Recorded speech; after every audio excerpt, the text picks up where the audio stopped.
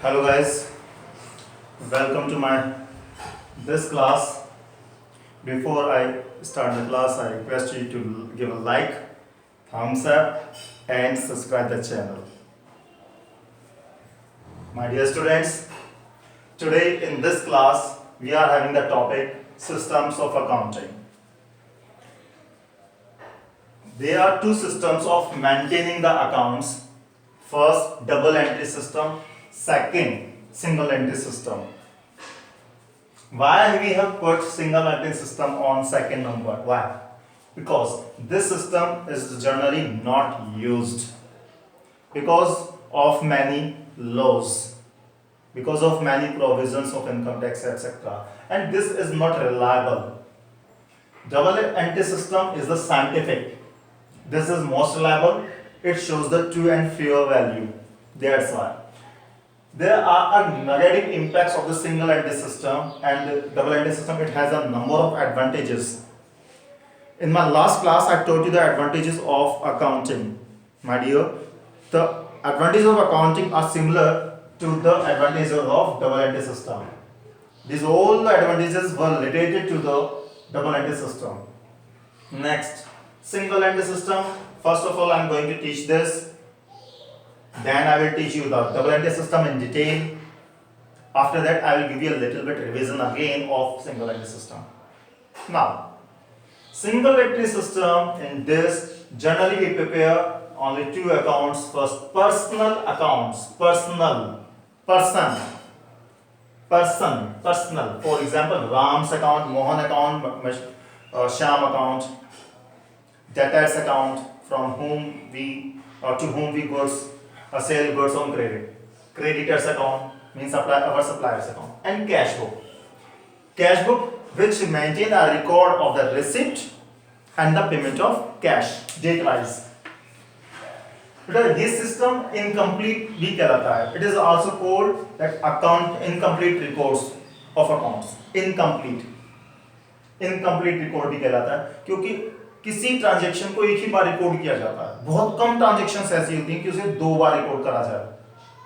ठीक है. और दो बार क्यों रिकॉर्ड किया जाएगा अभी हम इसमें पढ़ेंगे डबल एंट्री सिस्टम में. तो single entry system generally use नहीं किया जाता, इसलिए आपको इसकी ज्यादा डिटेल नहीं पढ़ाई जाती. बस डबल एंट्री सिस्टम के बाद एक हल्का सा हिंट यही दे दिया जाता है कि इनकम्प्लीट रिकॉर्ड्स कहलाते हैं और इसमें पर्सनल अकाउंट्स और कैश बुक मेंटेन किए जाते हैं. अब हम इसको यहां से हटा देते हैं, साफ कर देते हैं. अब डिटेल में पढ़ेंगे हम डबल एंट्री सिस्टम क्या होता है. डबल एंट्री सिस्टम मैं आपको एक एग्जांपल के साथ देना चाहूंगा ताकि आप इसके फीचर्स को अच्छे से समझ जाएं. जैसे कि यहां पर लिखा है, इसका पहले फीचर लिखा है each transaction means one transaction के लिए कंप्लीट रिकॉर्ड है. कंप्लीट रिकॉर्ड कैसे? क्योंकि एक ट्रांजैक्शन को दो जगह लिखा जाता है. तो डबल एंट्री सिस्टम का मीनिंग सुने. Every transaction is recorded at least two places, or every transaction has at least two aspects. One is debited, another is credited. ठीक है. अब आप कहेंगे डेबिट क्रेडिट क्या होता है सर? तो बेटा ध्यान से सुनिए. अब आप ट्रांजैक्शन एक ले लीजिए. For example, I am giving the one transaction here for you. The transaction is purchased machinery for cash. A number of transactions may be there, but here I am taking one transaction only for example. अब आपने machinery purchase की cash में. Every transaction has at least two aspects or dual aspects. One is debited, another is credited. Other words में, in double entry system, every transaction has at least two account. One account is debited and other account is credited with the same amount. That's why the balance of debit and credit is always equal. Now here we are preparing two accounts, one for machinery account, another for cash account. First I am preparing here cash account. here machinery account. T-shape account I am preparing here for you. T-shape. This is called T-shape account. In detail, you will learn the next chapter. My dear, let's suppose you have purchased a machinery for rupees 20 lakh. This is the right hand side of any account, and this is the left hand side.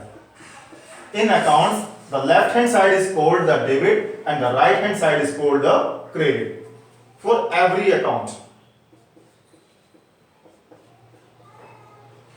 Is it clear? Now we are checking that when we purchase the machinery, जब हम machinery खरीद रहे हैं, the machinery account increases and the cash account decreases. जब हमने machine खरीदी नगद, machine बढ़ जाती है और कैश घट जाता है। जब मशीनरी बढ़ती है तो आपको इस साइड में शो करना है, ये 20 रुपीज मीन्स 20 लाख रुपीज की machinery, amount in lakh I am writing here, और कैश की वजह से बढ़ गई। एक जगह हमने इसको रिकॉर्ड कर दिया, सेकंड प्लेस पर कि यहाँ कि आपका कैश कम हो गया मशीन की वजह से। तो इस तरीके से आपने 2 अकाउंट्स मेंटेन किए कि कैश रिड्यूस हुआ और मशीनरी बढ़ गई। ये असेट है, असेट में डेबिट यानी लेफ्ट हैंड साइड में प्लस चलता है और क्रेडिट साइड में माइनस। ये डिटेल में हम आपको चैप्टर नंबर 7 में पढ़ाएंगे, यहाँ पे इतना ही होता होगा। और ऐसे ही ये तो मशीनरी बढ़ी है, असेट बढ़ गई तो डेबिट साइड में, और यहाँ पर कैश हमारा कम हो गया। तो कुल मिला के डबल एंट्री सिस्टम क्या कहता है, each transaction is recorded at least 2 places, that's why it is called complete record. Meaning simple कह सकते हैं, every transaction has at least 2 accounts, one is debited and another is credited, that's why the total of the debit as well as the credit is always equal. Is it clear? This was the example. इसी तरीके से बेटा business start करते हैं तो हमारा cash increase होता है, कैश बुक में रिकॉर्ड होगा या कैश अकाउंट में, साथ के साथ कैपिटल। सैलरी पे की, सैलरी पे तो कैश कम हो जाएगा, कैश अकाउंट में रिकॉर्ड, और एक सैलरी अकाउंट खोलते हैं अलग से, तो 2 अकाउंट्स में आप रिकॉर्डिंग करेंगे।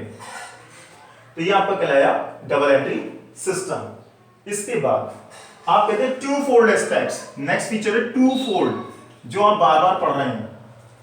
Means every transaction has at least 2 accounts, one is debited, another is credited.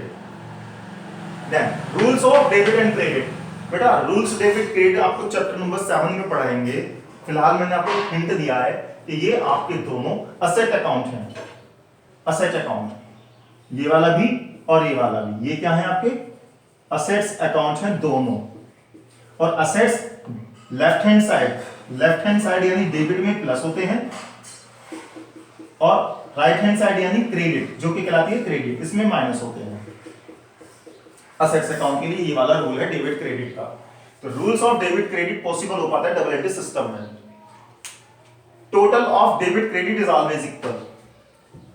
आपने बिजनेस स्टार्ट किया कैश से 1 लाख रुपीस का, बेटा कैश आपकी असेट है, डेबिट बैलेंस आएगा कैश का 1 लाख का, साथ में कैपिटल अकाउंट खुलेगा जो कि इंटरनल लायबिलिटी है, वो क्रेडिट होगी, क्रेडिट बैलेंस आएगा 1 लाख रुपीस का।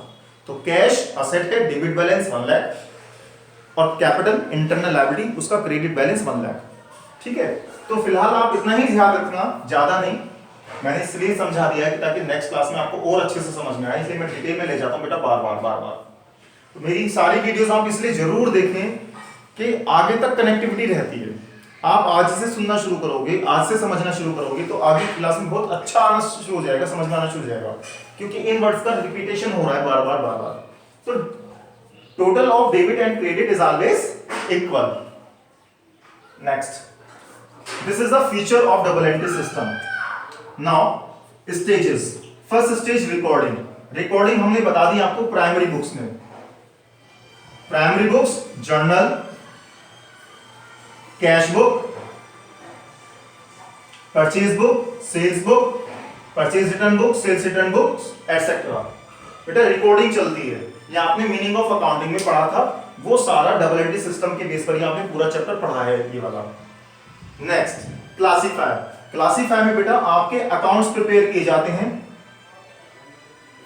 जिसे आप लेजर्स भी कहते हैं, मींस क्लासिफिकेशन। मैं फिर से पढ़ा रहा हूं, ये लास्ट क्लास में आपने पढ़ा था, याद हो आपको, क्लासिफिकेशन में था, आपने मार्कर परचेज किया, इरेजर, पेंसिल परचेज की, तो आप उसे अलग अलग नहीं लिखते कि पेंसिल खरीदी है, कहीं डिटेल में लिखना तो लिख दो अपना फुल डिस्क्लोजर करने के लिए। Otherwise pen, pencil, sharpener, eraser, whitener, scale, books, notebooks, सबके लिए एक कॉमन वर्ड, कॉमन हेड दिया जाता है जिसे कहा जाता है स्टेशनरी। तो एक अकाउंट खुलता है stationery account, means similar nature की ट्रांजैक्शंस को आपने कैटेगराइज कर दिया।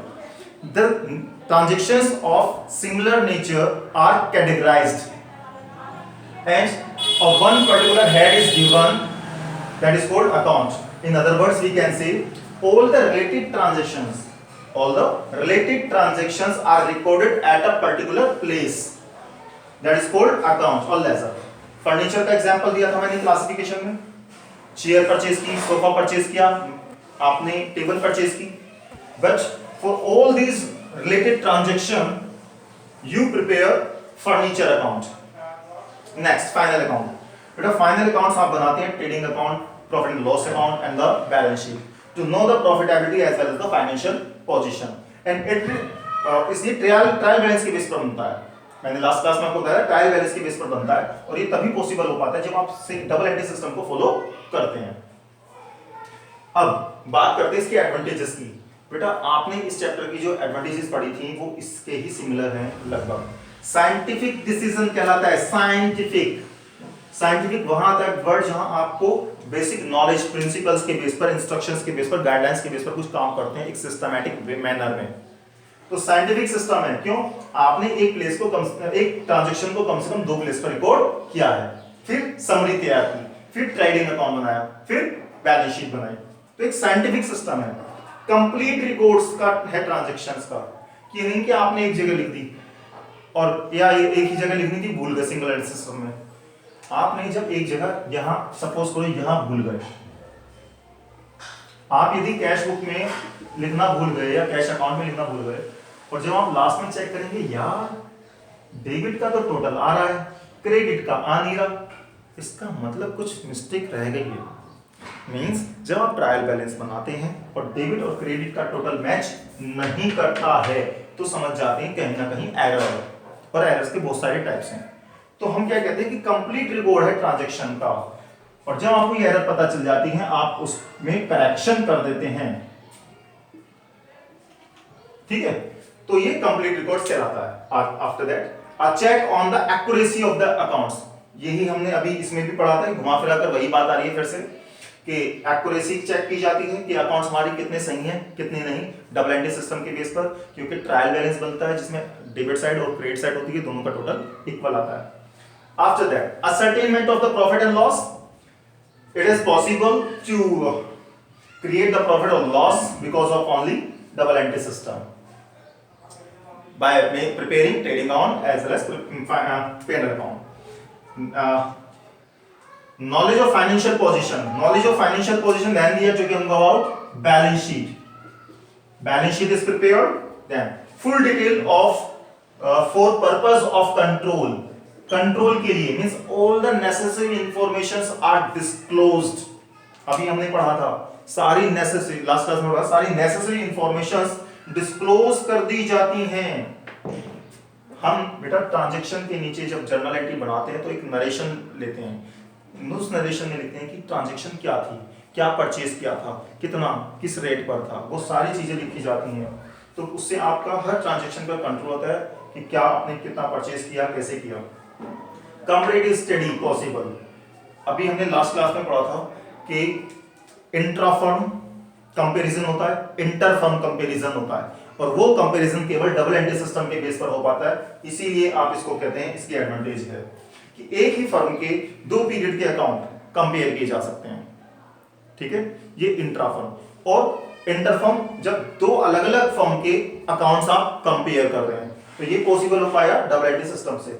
After that helps the management in decision making, हम इसके 2-3 बार पढ़ चुके हैं, फंक्शंस में भी, फीचर्स में भी अकाउंटिंग के, कि डबल एंट्री सिस्टम आता है, सिस्टमेटिक वे में रिकॉर्ड होता है, तो प्रॉफिटेबिलिटी भी सही निकल कर आती है, फाइनेंशियल पोजीशन भी सही निकल कर आती है।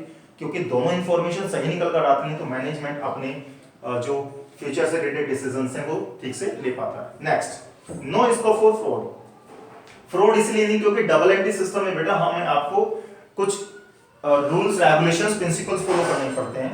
यहाँ तक कि जो हमारा इंस्टीट्यूट है, अकाउंटिंग इंस्टीट्यूट, जो कहलाता है institute of chartered accountants of India, ICAI, वो हमें कुछ रूल्स देता है जिन्हें कहते हैं हम अकाउंटिंग स्टैंडर्ड्स।